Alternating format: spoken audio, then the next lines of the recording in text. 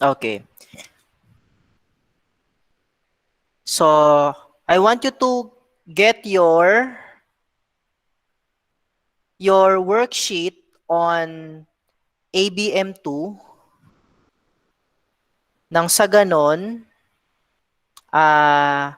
we can discuss. Okay?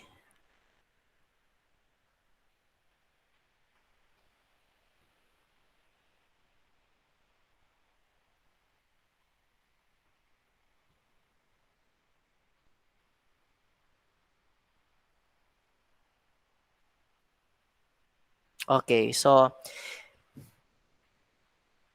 this is your worksheet for ABM2 ng week 1. This is different quite konti dyan sa hawak ninyo because ito yung ito yung original na worksheet. Ito yung mas kompleto. Tapos, ah, yung hawak nyo kasi medyo maigsi na siya, kaya ilang pages lang yan. But, since we are online, I have the chance na ma-discuss ito sa inyo ng detailed. Okay?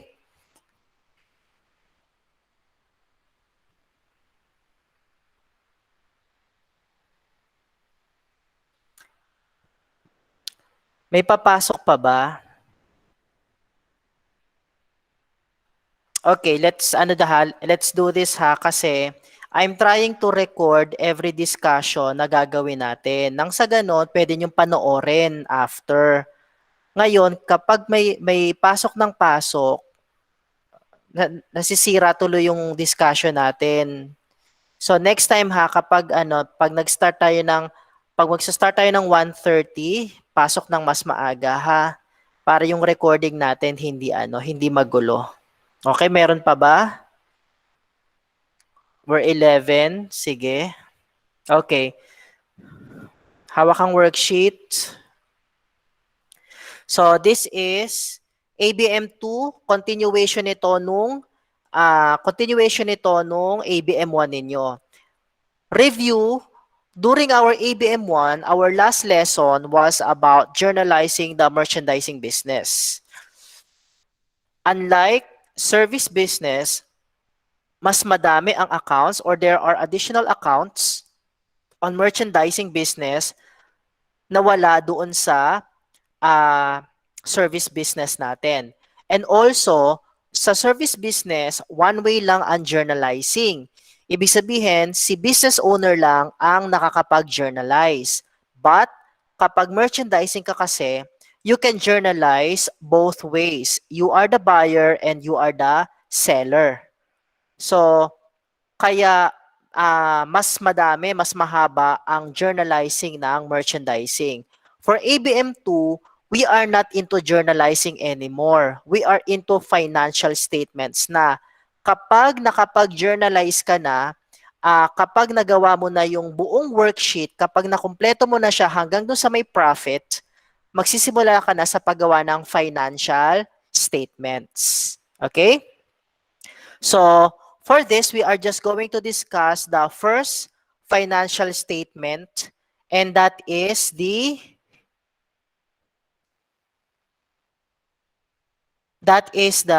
statement of financial position. Ito tayo, the statement of financial position. And we are going to discuss the current and non-current asset. Babalikan natin yan. And then we are going to prepare statement of financial position. So punta tayo dito sa what is a financial position? One can compare a statement of financial position to a static picture or a portrait. When you are looking at a portrait or let's say a picture, hindi ba makikita mo kung ano yung nakadrawing, ano yung kulay, ano yung depth, ano yung pinapakita niya. And because of that, we are able to describe the picture kung maganda ba or kung hindi ba maganda. This statement literally represents or presents the company's position.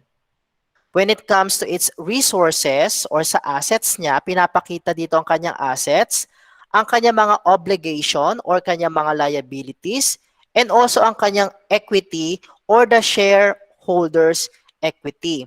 We can also say that a financial position is a resume ng isang kumpanya. Personally, when you are preparing a resume, if you're going to apply for a company, hindi ba doon mo ilalagay ang pinag-aralan mo, ang training mo, diplomas mo, lisensya mo and all. And at one glance, the HR personnel will identify or somehow will gauge kung karapat-dapat ka ba sa position that you are applying for. Ganun din ang financial position. It indicates these three major accounts: the asset, the company asset, the company's liabilities, and the company's equity.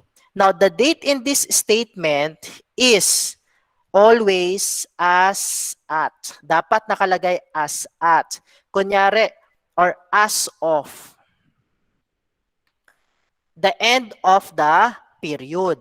Example, the statement of financial position is as at December 31, 2018, or as of December 31, 2018. So, as at or as of ang ginagamit pag gumawa tayo ng heading ng ating statement. Okay, let us define and classify the following accounts. We will start with asset. This time, we are using the definition of these accounts accordingly, or ito yung nakasaad sa International Accounting Standarding Board or International Accounting Standard Board of 2010, na kung saan nakapaloob ang definition ng mga sumusunod na account.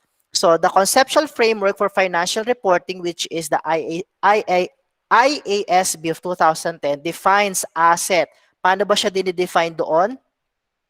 A resource controlled by the entity as the result of past events from which each future economic benefits are expected to flow to the entity. Resources na kontrolado ng entity or ng business na ine-expect na magdadala ng future benefit sa company. One should notice that the framework uses the word control. Pwede mong makontrol instead na ownership. Because may mga pagmamayari ang isang business na hindi niya kayang kontrolin. But if you're able to control a particular account or particular object sa company, then it is considered as your asset. This is line with the doctrine of substance over form. From accounting's point of view, control is given priority over ownership for recording the asset. Remember the substance over form? Kung ano ang role ng isang property sa company, yun ang mas kinikilala ng business kumpara dun sa kung ano yung kanyang substance talaga. Sa kung ano talaga yung form niya. Mas pina-priority natin yung substance or kung paano siya ginagamit. What are the classifications of assets? So number one, this is according to IASB 2013 A604. Paano ba natin kinaklasify ang isang asset as an asset? Number one, kailangan expected to be realized, sold, or consumed in the entity's normal operating cycle. Realize, mako-convert mo siya cash, sold, nabebenta, or nako-consume, nagagamit ng entity sa kanyang normal operating cycle. Normal operating cycle is the period it takes for an entity to buy its inventory, sell them, and collect the related receivable. Kung mapapansin niyo dyan, ito yung simula sa acquisition ng inventory, pagbenta, hanggang sa paniningil ng utang. For example, account receivables are classified as current since such are expected to be realized or collected within the normal operating cycle. Also, inventories are classified as current since such will be sold within the operating cycle. Finally, office supplies are current assets since will be consumed within the operating cycle. Next, held primarily for trading. Trading pertains to the short profit-making motives. For example, ABC Company purchased shares of DEF Company, a listed entity in Philippine Stocks Exchange for 100,000 pesos. The intention or business model of ABC Company for this instrument is for short-term profit-taking. This means that ABC Company may sell the shares once they hit a market price higher than the original cost. Hence, such shares is classified as current asset. Okay, kasi binili lang siya for profit, profit earning eventually kapag tumaas na yung kanyang market value compared dun sa original cost niya. Okay, kino-consider siyang current asset. Asset. Okay. Expected to be realized for 12 months. Kapag pwede siyang i-convert into cash sa loob ng 12 months, then siya ay considered na asset. For asset not classified in either of the items above, entity are to consider the realization period. If the realization period is within 12 months, after the reporting period, then the asset is current. Basta within 12 months, mas mababa sa isang taon or isang taon, current asset siya. Example, January 1, 2015, ABC Company, a clothing retail company, sells its idle land for 12 million. Under the terms of the contract, the buyer will pay ABC Company on December 31 ng 2015. Ito ay nabenta noong January 1 ng 2015. The receivable from the buyer is not related to the normal operating cycle since the business of the entity is retail clothing and not a real estate. Also, receivable is not for trading but for collection. Hence, one will look into the realization period of the receivable in order to correctly classify it.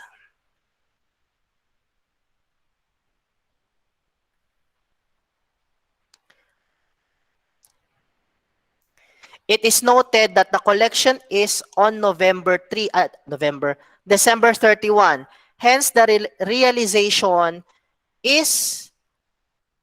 realization period is within a year. Therefore, it is classified as current. Now, yung first part kasi, ine-explain lang nito na si ABC kasi, clothing retail company. Nagbebenta siya ng damit.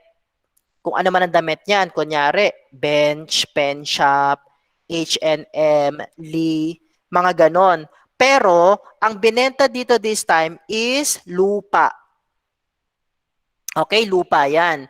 If you're going to analyze it, hindi siya pasok dapat dun sa within the normal cycle ng ABC Company dahil siya ay clothing retail company. But, kung ang pag-uusapan natin ay kung kailan na realize yung lupa, pasok siya sa current because na-convert sa pera, 12 million pesos, yung idle na lupa ng December 31. Nabenta ito nung January 1. So, pasok siya sa current na category. Okay? Basta within 12 months, current. Cash, asset is cash or cash equivalent unless restricted for at least 12 months after the reporting period. Let's go to example ng current assets. Ano yung mga consider natin na current asset? Number 1, cash or cash equivalent. ABM, I hope you will not do the same mistake my previous ABM student had committed. Kasi,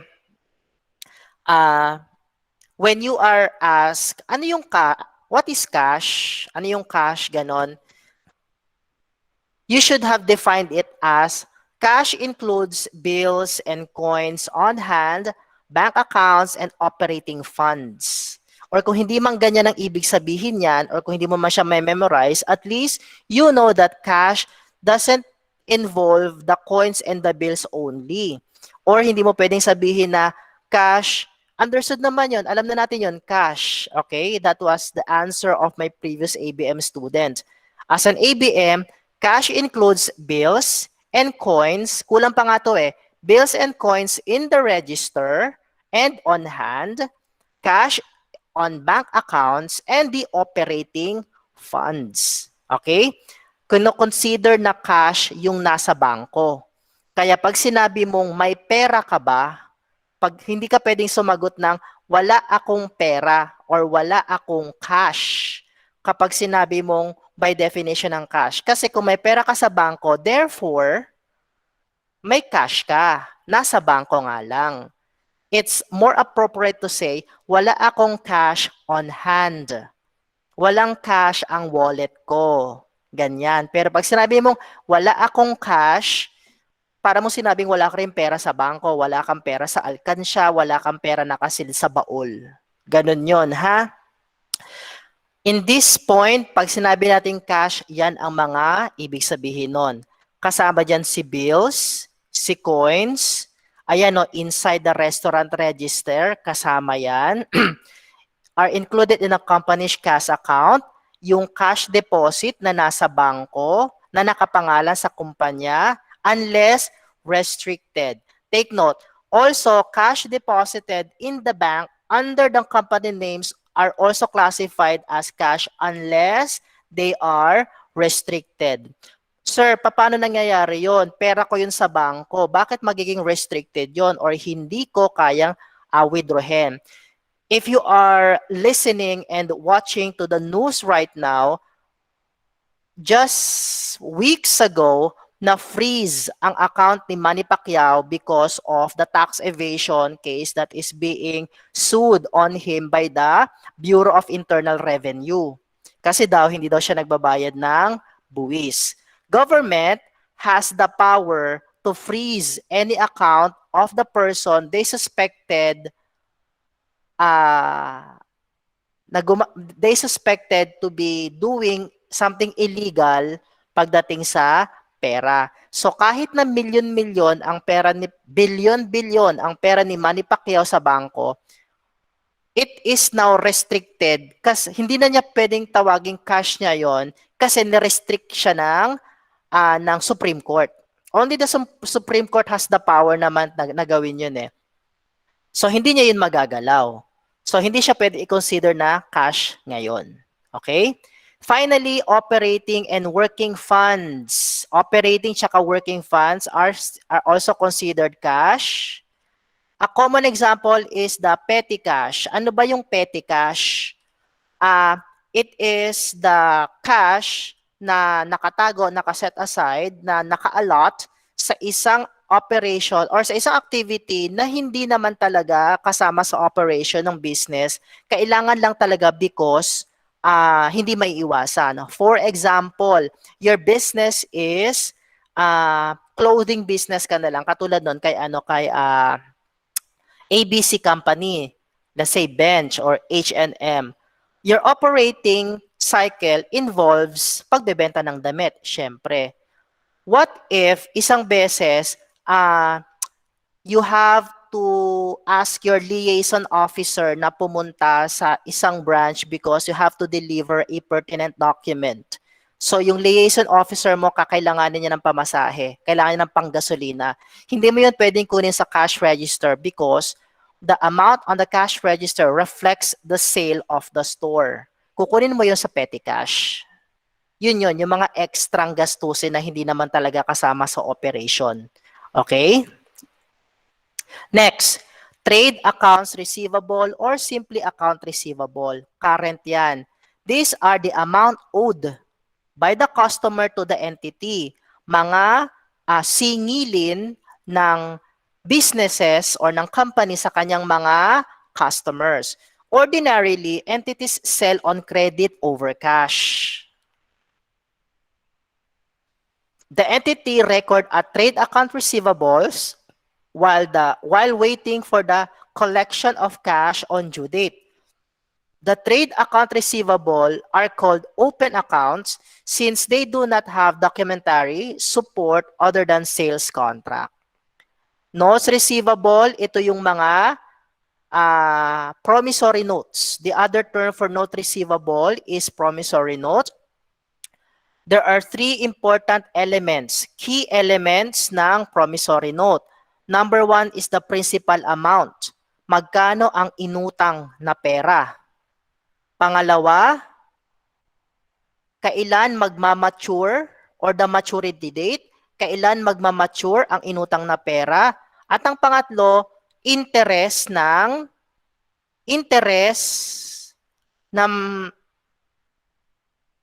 babayarang interest dun sa inutang na pera. Okay? So meron kang magkano yung inutang or the principal amount, maturity date, kailan yung due date, and the corresponding interest o yung interest no note receivable.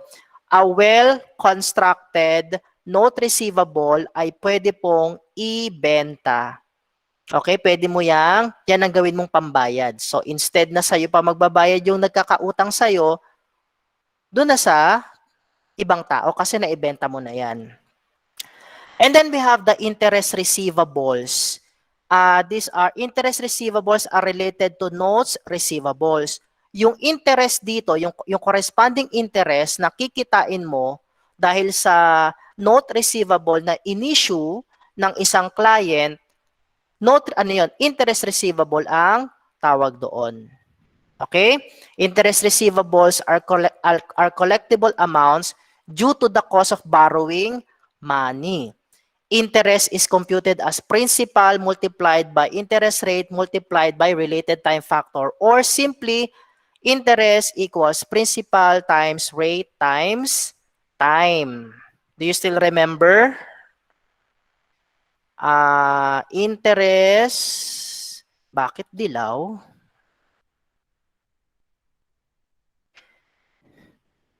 Interest equals principal times rate times time. Okay, depende yan sa time factor. Okay? Next, financial assets at fair yan. Fair value through profit and loss. These are, trading securities. Okay? Instead na ito ang ginagamit na term, trading securities ang gagamitin natin. These are part of investments. Okay? I-ano natin yan. May encounter natin sa mga susunod na accounts natin. Next, inventories.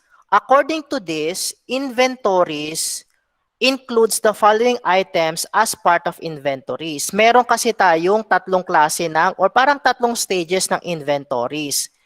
First, inventories include goods for resale in the normal operating business.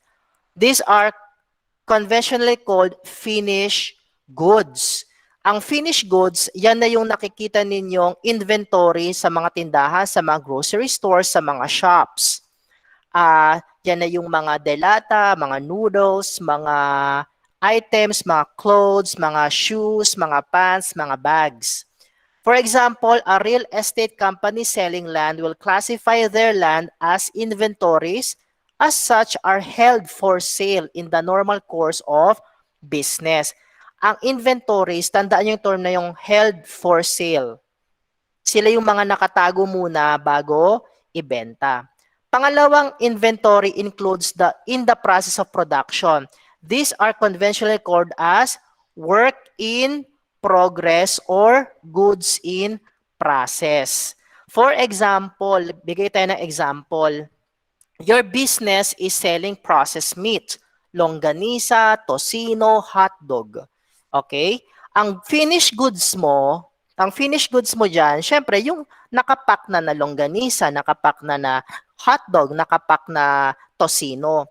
Pag ang inventory mo ay nandun pa lang sa, kumbaga nasa planta o nandun pa lang sa kusina, if let's say ikaw lang ay gumagawa home base, work in progress or goods in process yon. In our example, if a furniture manufacturing entity had have finished furniture as December 31, such are classified as inventories. Uh, ano to furniture. So, ibig sabihin, kung siya ay nagpapanday ng table, yung table niya wala pang paa. So, nandun pa siya sa manufacturing or nasa manufacturing plant pa lang siya ng furniture na to. So, goods in process yon. Yung sa example natin na processed meat, kapag yung longganisa mo naka-marinate pa lang, inaasnan pa, o halimbawa, hinihiwa pa, dumadaan pa siya sa pagluluto and all, goods in process pa ang tawag doon. Okay? Lastly, inventories include materials and supplies to be consumed in the production process. Ang tawag dyan, raw material. Doon sa example natin, ano ba ang raw material kapag ikaw ay nagbi-business ng processed meat? So, syempre, yung mga karne, baboy, baka, or let's say isda, manok, yan ang iyong raw material. Beverage company producing bottled orange juice will include fresh orange juices o di kaya concentrates as part of their raw materials. Okay? So, inventories, meron yan tatlong categories. Nagsisimula yan sa raw material, and then goods in process, at saka ang pinakahuli, finished goods. During our ABM1, finished goods lang lagi natin na pag-uusapan. Okay? Although we are not going to tackle more on the succeeding to, yung work in process at saka ang goods in process at saka yung raw material, because these topics are to be discussed kapag nasa manufacturing ka na. Hanggang merchandising lang naman tayo pagbebenta lang. So, nandun pa rin tayo sa finished goods. Next, supplies and other prepaid assets. So, this includes office supplies to be consumed by the business and prepaid asset. A common example ng mga prepaid asset ay yung mga prepaid rent, kung naalala ninyo. Nagbabayad ng advance. Okay? And also mga supplies. Ano yung mga halimbawa ng supplies sa isang office? Siyempre, nandyan yung bond papers, ballpen, ink, glue, tapes, yan ang mga supplies. Depende sa kung ano ang nature ng business. Okay? Take note, the definition or how are we going to identify if an asset is current? Basta kaya siyang ma-realize within 12 months or 1 year. Ano naman kapag non-current? Siyempre, ito yung kabaliktaran ng current asset. Lagpas naman ito ng 12 months. Number 1 dyan, ang PPE or the property plant equipment. This asset include fixed assets. Another term for PPE is fixed assets na ginagamit sa normal operating cycle or production ng business. Ano mga halimbawa niyan? Land, building na ginagamit ng kumpanya, manufacturing plant, manufacturing equipment, yung sasakyan, yung vehicle, yung truck, furniture and fixture, under siya ng PPE, non-current asset. And leasehold improvement are also included in this category. As long-lived asset, PPE are depreciated over their estimated useful life. Kasama na sa magiging computation natin ang depreciation ng mga PPE. Depreciation is equal to the average lifespan of the asset divided by the, I'm going to review the formula. May formula ng depreciation but most of the time, most of our activities, naka-indicate na kung magkano ang depreciation niya, kukumputin na lang natin kung magkano yung current value nung asset or ng PPE after maibawas ang accumulated depreciation. Okay? Number 2, intangible asset, mga asset na hindi nahahawakan. Ano yung mga halimbawa ng asset na hindi nahahawakan or yung mga asset na walang physical substance? Trademarks for the brand name. Ano yung mga trademarks? Kunyari, bumili ka ng binili mo ang Starbucks as if naman kaya mong bili ng Starbucks. So, ikaw na nagmamayari doon. That is an asset of your company. Patent, nakaimbento ka ng isang bagay, pinapatent mo, that is an intangible asset. Nabebenta po yun. Copyrights, copyright ng libro or copyright ng kanta.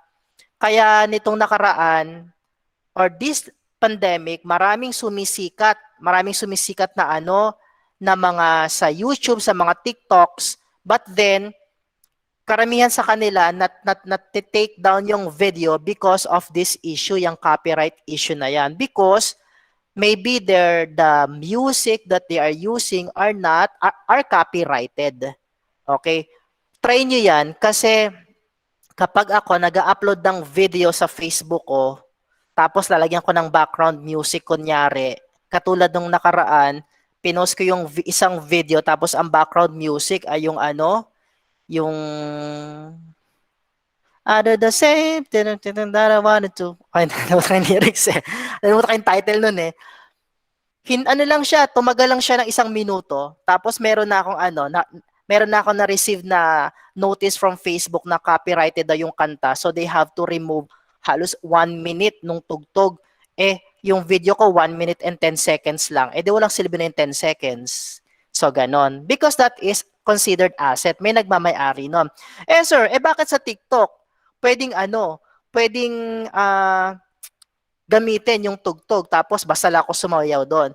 Kasi kapag nag-release yung owner ng ito lang yung pwedeng gamitin, pwede mong gamitin yon.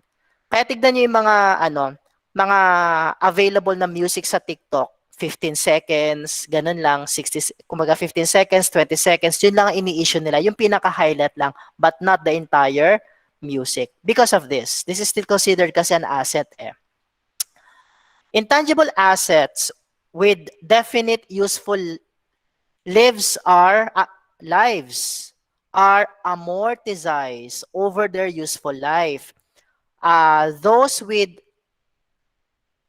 indefinite useful life, however, are annually tested for impairment. Next, number 3, investment property.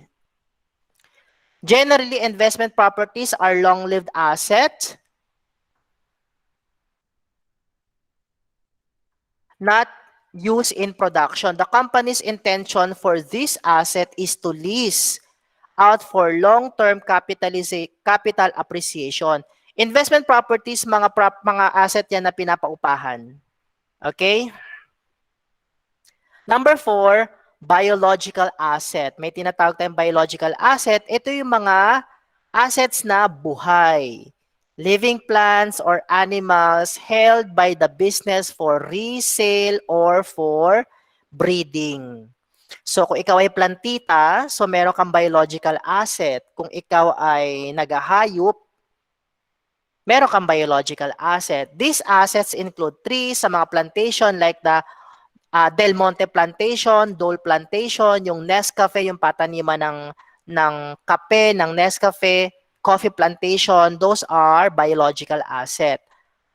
Plants, dairy cattle, yung mga baka na ginagatasan, mga baboy na ginagawang iba't ibang klase ng pork chop, bushes, figs, fruits and nuts. Okay? Those are biological assets. Next, so tapos na tayo sa non-current asset, punta tayo sa liabilities. Okay, liabilities. Katulad ni current asset, meron siyang non-current, tsaka meron din siyang current asset. Current liabilities.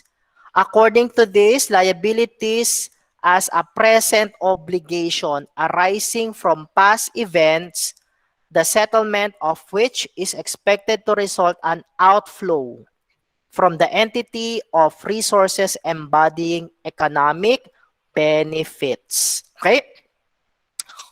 The rules of classifying liabilities as current and non-current are similar. Liabilities are classified as current kapag entity has no unconditional rights to defer settlement for at least 12 months. Ganun din. Kayang mabayaran sa loob ng 12 buwan. What are the examples of current assets? Siyempre, andyan si trade trade accounts payable or accounts payable. Trade accounts payable are open accounts relating to purchase of goods and raw materials.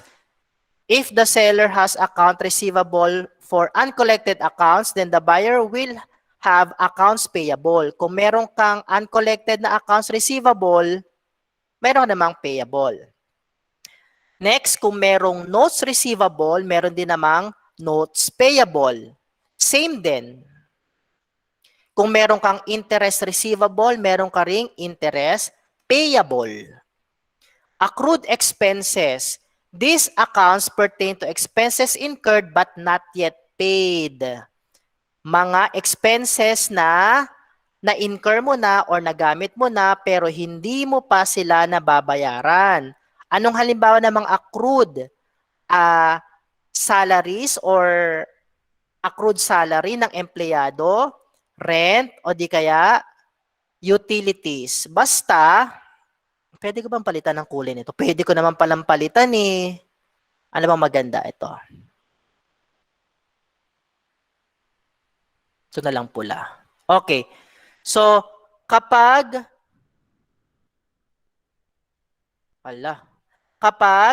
meron kang, yung business mo may in-incur na isang liability at hindi mo pa nababayaran, that is considered accrued expenses.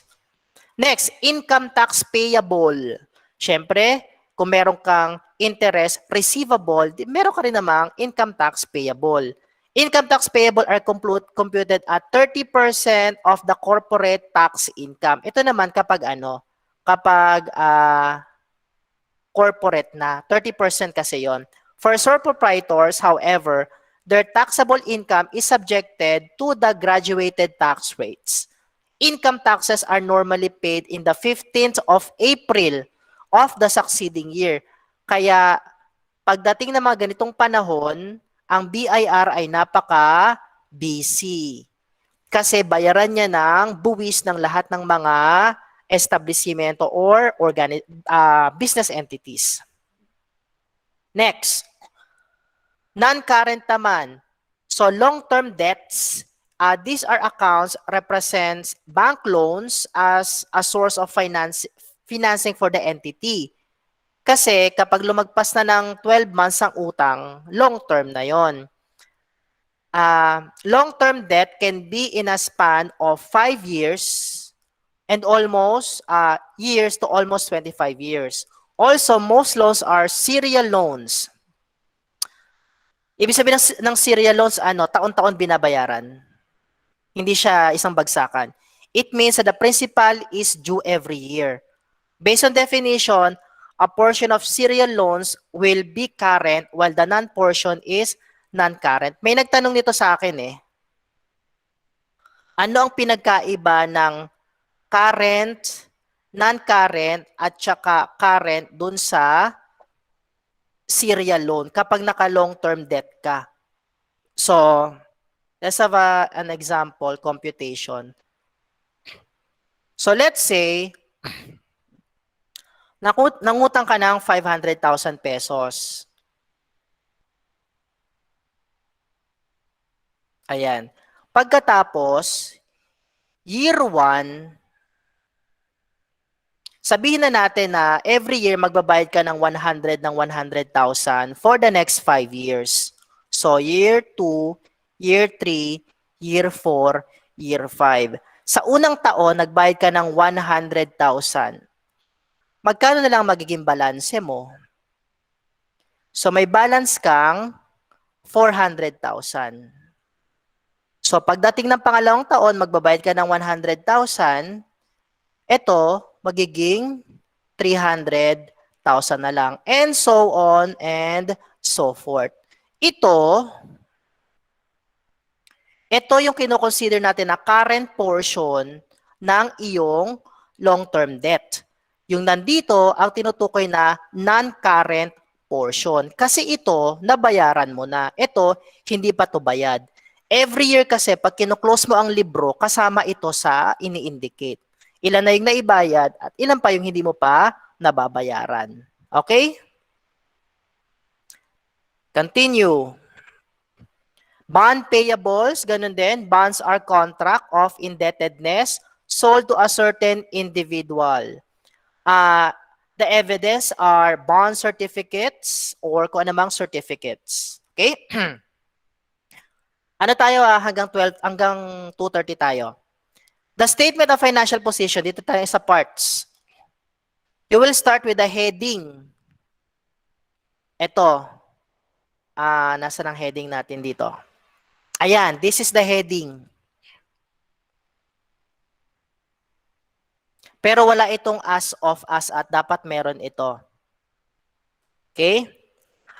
The statement heading includes the company name. Laging 3 linyahan yan. Company name, name of statement, at saka yung date covered. 3 linyahan yan.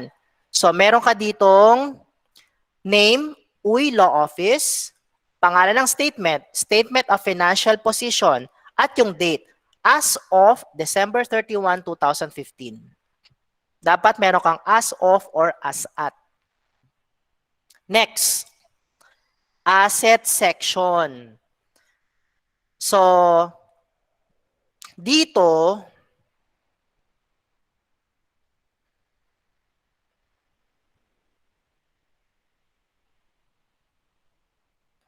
for the given trial balance, the bookkeeper or accountant will determine the asset at saka yung contra asset accounts, after which assets are categorized as current and or non-current.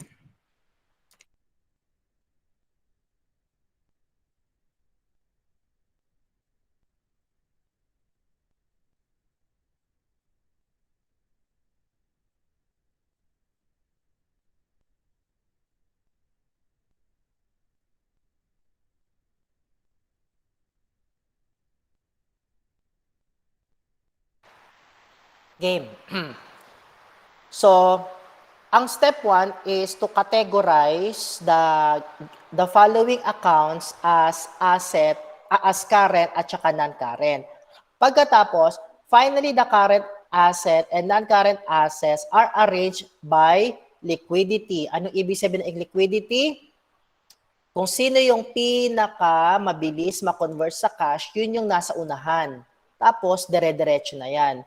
Dito, in our example, ito yung common arrangement ng assets. So, paki-memorize nyo yan. Si cash, yan. Cash, trading. Pero madalas si cash kasi, ang susunod na dyan, notes receivables. Ito kasing FAF na to, trading securities to eh. And then, receivables, inventories, tapos supplies.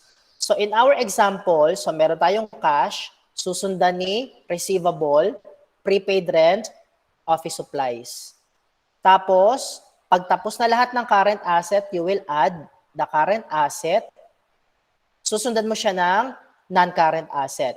Madalas sa non-current assets, PPE. Okay? Paano kinukuha ang total asset? You are going to add current asset at saka the PPE. Next, liability section. Same, i-identify ni bookkeeper kung current or non-current ang isang liability. Itong nasa side, ito yung common arrangement. So, meron kang account payable, note payable, income tax payable. Yan yung common arrangement ng liability. So, dito sa example natin, Current liabilities, account payable, current portion ng notes payable, again, yung nabayaran na, unearned revenue, interest payable, tapos ina-add. Tapos, non-current liabilities, note payable. Depende sa note payable ha, basta lumagpas yan ng 12 months, that is non-current liability na dito. Paano mo kukumputin ang total liab? Add mo lang yung current liability at saka yung non-current liabilities. And lastly, the ending balance of the statement, ito yung equity na.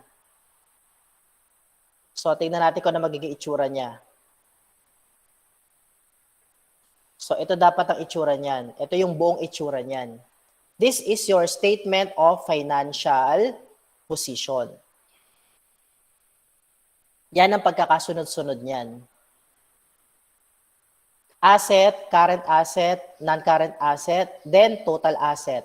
Liabilities, current liabilities, add mo yung current liabilities, non-current, yung total. Tapos, pwede mong lagyan ng, although hindi na pinapractice, pwede mo siyang lagyan ng total liabilities. Pwede mong insert ng total liabilities, pwede din yon. Tapos, owner's equity, kasi ina-add mo si total liabilities at saka si total equity para makuha mo yung total liab and equity na 810,500. Remember, dapat parehas tong dalawa. Si current total asset at saka isang si total liab and equity. Diyan mo siya mababalanse. Okay? Ayan. Dito, ano ginawa dito? Okay. Kapag most of our activities, itong ibibigay. Ito. Ibig sabihin, ito na yung lumabas dun sa ledger nung kumpanya ng business. No, gagawan mo ngayon siya ng statement of financial position. Below is a more comprehensive example of statement of financial position. This is coming from Dominic Trading Company. Statement of financial position, lalagyan mo ng as at or as of December 31, 2019. Now,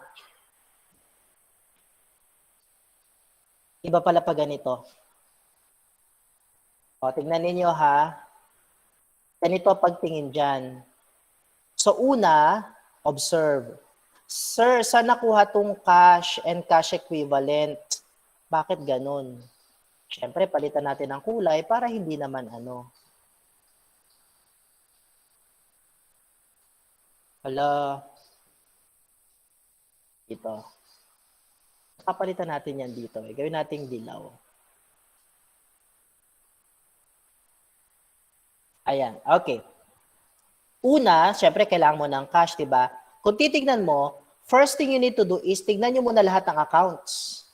Okay? Tignan nyo muna lahat ng accounts. Kasi gagawa ka ng notes. Kailangan mo gumawa ng notes eh. So, cash in BDO, cash in Metro Pacific Bank, petty cash fund, change cash fund, cash equivalents, lahat yan tumutukoy sa cash. So, para makuha mo to, kailangan meron kang kaakibat na notes. Makikita mo yan dito sa baba. Ito yung notes 1, cash. Kaya ang ginawa, yung si cash,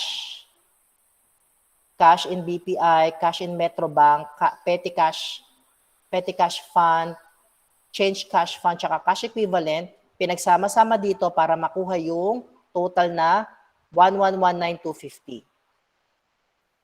Tsaka niya ngayon yon nilagay dito. Ay, hindi pala. Ayan, yung 1,199,250. Okay? Yan yung my notes. Sir, pwede bang pwede bang ilagay ko na lang itong buong ito dito? As much as possible, hindi yun pinapractice. Kasi dapat, ang financial position, may mga accounts yan na kailangan lang makita. So, kapag cash na nakalagay dyan, may notes yan nakaakibat madalas. Again, that is dependent on the nature of the business. Pag ang business mo talaga malaki, hindi pwedeng wala kang ganito. Kasi kung saan manggagaling ang cash. Take note, hindi lang yan yung nasa cash register, hindi lang yan yung nasa safety deposit box, pati yung nasa bangko, savings account, current account, checking account, cash yun lahat. Okay? Next. Accounts receivables. Look, account receivable, notes receivable. Parehas yang receivable. Ay, nagbaliktad lang pala siya. Ito na yan eh. Account receivable, ito. Note receivable, ito naman siya. Nagbaliktad. Next, ito, inventories. Look at the inventories. May raw material, may work in progress, may finished goods. Saan makikita yan? Note 2. Gagawan mo ng note 2 dito sa baba. So you have the raw materials, the work in progress, and the finished goods. Pag tinotal yan, that's 220,000. You will see it here. Ayan, si 220,000. Now, susunod, may makikita ng land use in plant site. So, hindi na yan current asset. Tapos ka na sa current asset. Pag tapos ka na sa current asset, tsaka mo na ngayon siya ito-total. Okay? So, punta ka sa current asset. Dito, sa current asset, you will see, note 3 kasi nakalagay dyan eh. Ibig sabihin may laman yan. Pag nag-compute ka ng current asset, sino-sino ba ang mga current asset o yung mga PPE? So,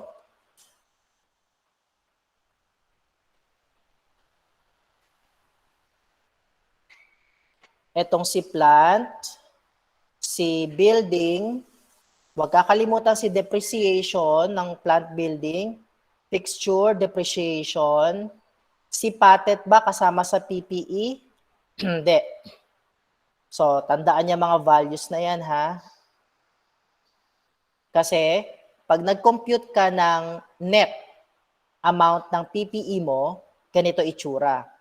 Ito si land, ito si building, ito si fixture. Makikita mo yan.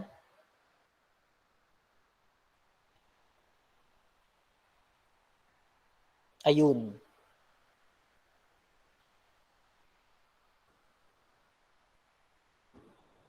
Ayan. Si land, ang halaga niya, 110,000. Si building and plant, ang halaga niya,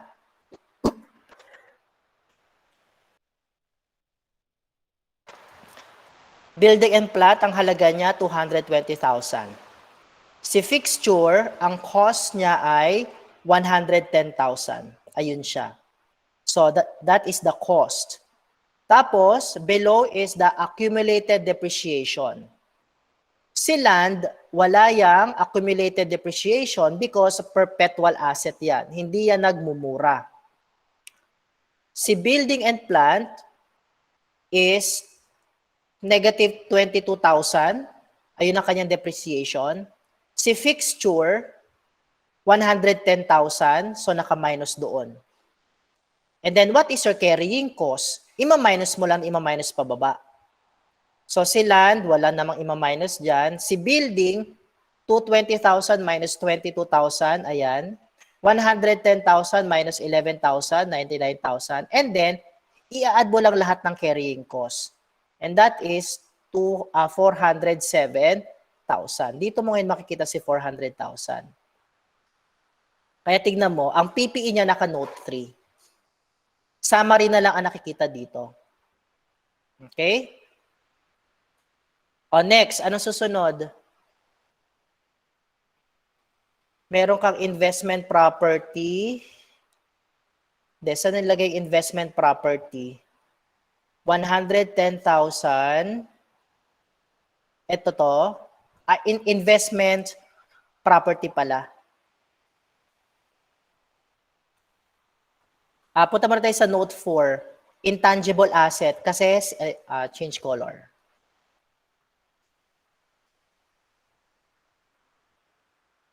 Ano ba bang hindi? Ito.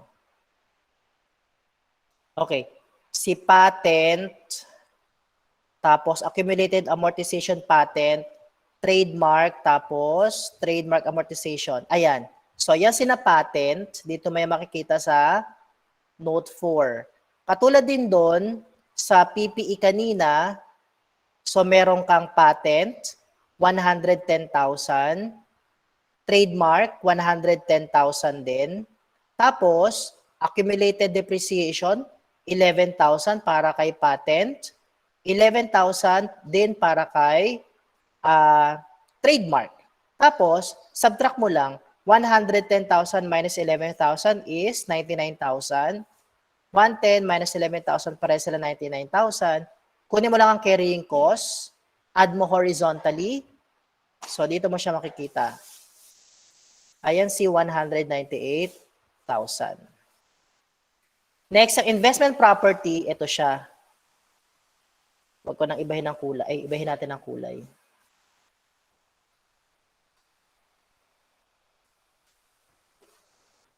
Ito siya. Investment property is the land held for fair value appreciation. Ayun. Okay? Tapos, pagdating dito, you will notice payable na mga kasunod. Ibig sabihin, tapos ka na sa asset.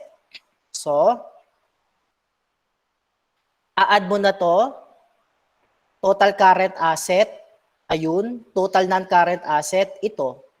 Then, add mo si total current at saka total non-current. Lalabas ngayon si total asset mo na 328,650. Okay? Next, payables. Gawin na natin itong yellow para pare-parehas na.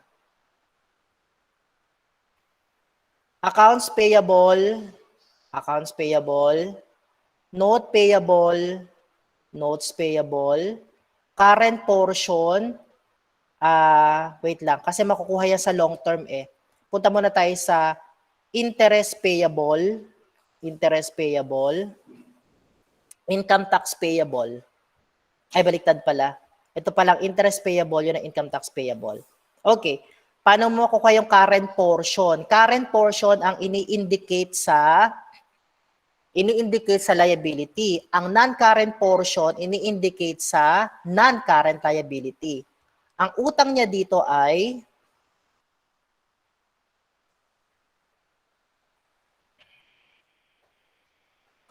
ang utang niya dito ay 550,000. Ayan. Assuming nagbabayad siya ng 55,000 kada taon. So, yung 500,000, kasan ba? Yung 550,000, pag nagbayad siya ng 55,000, may matitirang 495,000. So, katulad doon sa computation kanina, kung ang niloan niya ay 550,000, tapos ito si current portion, tapos meron ka ditong non-current, assuming nagbabayad siya ng magkano 55,000 kada taon. So, year 1 pa lang naman eh. So, 55,000 ng year 1. So, 55,000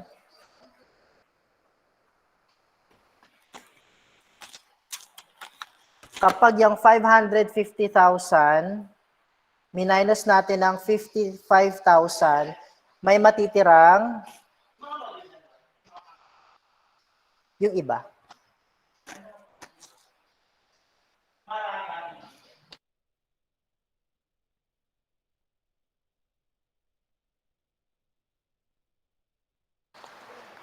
So, may matitira kang 495,000.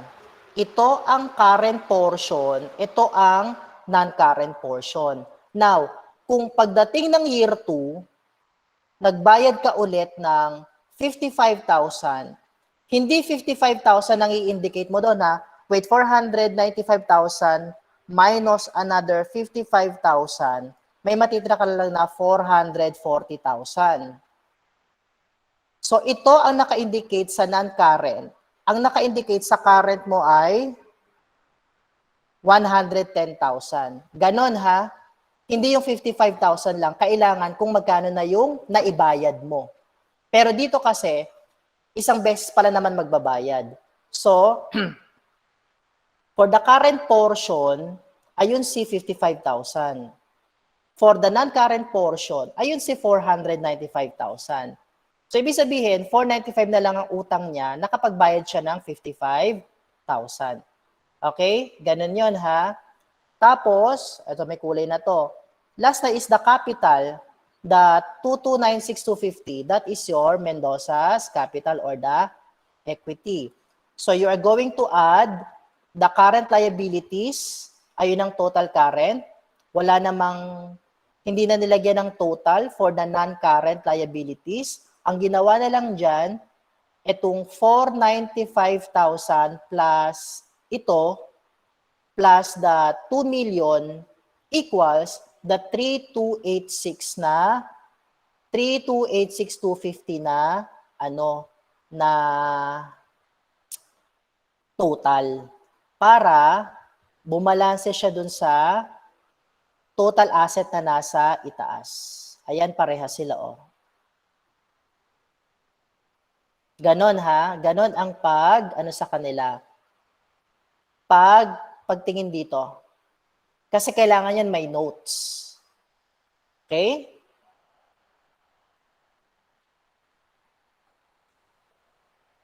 Tanananan. Okay.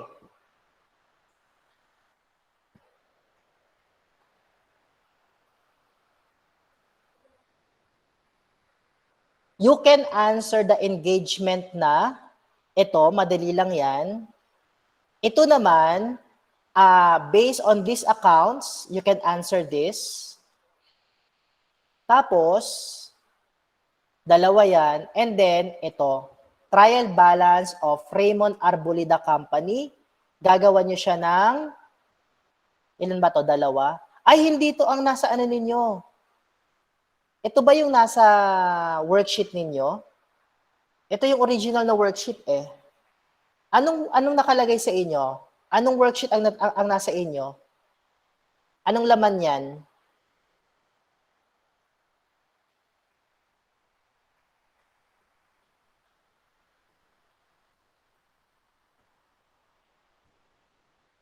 Anong laman?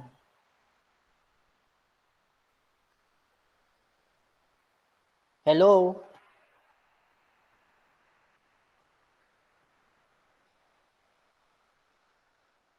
Anong laman? O, dahil walang gustong magsalita, sagutan nyo tong lahat. Ha? Sir, may trial balance po ng Raymond Arbolida Company po dito. Pero Okay. actually, sir, yung nakasulat po dun kanina sa una, wala po siya dito. Oo, wala nga yun. Kaya in-explain ko eh. Kaya in-explain ko. Tapos, ganito na lang. I am going to send this PDF. Yun naman ang plano ko. Kasi nga, we try to minimize the number of pages na ipiprint. So, kaya nabawasan yung pages niya. Ito yung original dapat na ABM2 na worksheet. I'm going to send this PDF sa GC para meron kayong kopya ng buo. Walang problema doon. Sir, dyan na lang po ba kami magbabase? Pwede. Oo. Especially kayo na naka-online, naituro ko naman yan. So, you will answer this.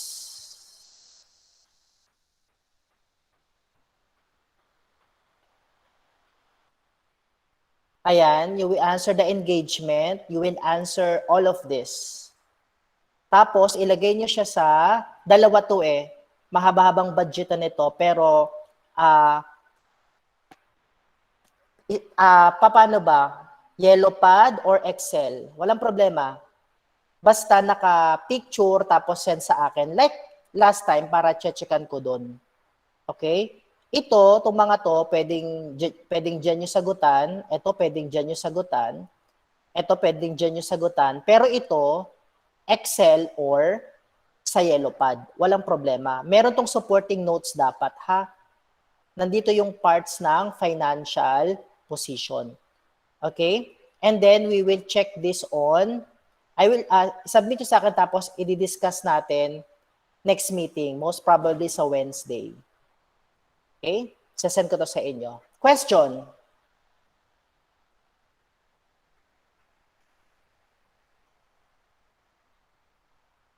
Sir, this Wednesday po ba? Yes. Hindi na ako papayag ng hindi na pwede yung Friday. Friday pa ng alas 12 ng gabi. So, ano tayo? Ito ay laging Tuesday ng midnight. Ganyan. So, ganon. Kasi Wednesday ang klase natin. So, dapat may submit nyo siya ng ganon. Tuesday, tomorrow, ng hanggang 12 midnight ang submission. Question?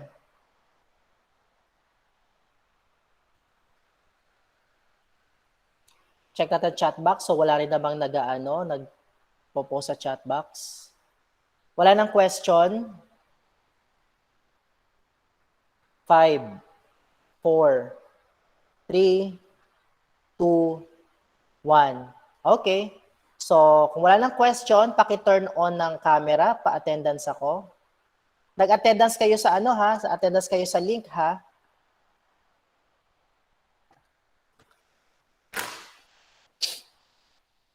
O, nasan kayo?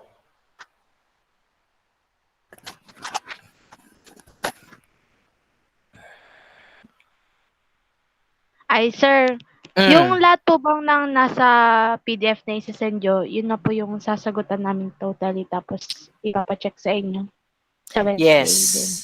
Yes. O, Tuesday ang submission yan. Tuesday ng madaling araw. Tuesday ng 12. Okay? Kasi naka-online Okay po. naman kayo eh. I can give a lot of activities kasi naituro ko naman compared dun sa mga naka-modular lang talaga na hindi nakaka-attend. Kung ano lang yung nandun sa kanila, yun lang. Okay? Everybody, 1, 2. Bakit yung iba wala? Okay, 1, 2.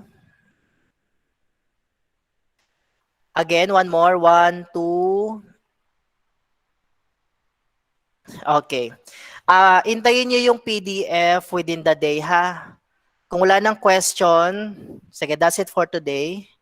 Goodbye, class.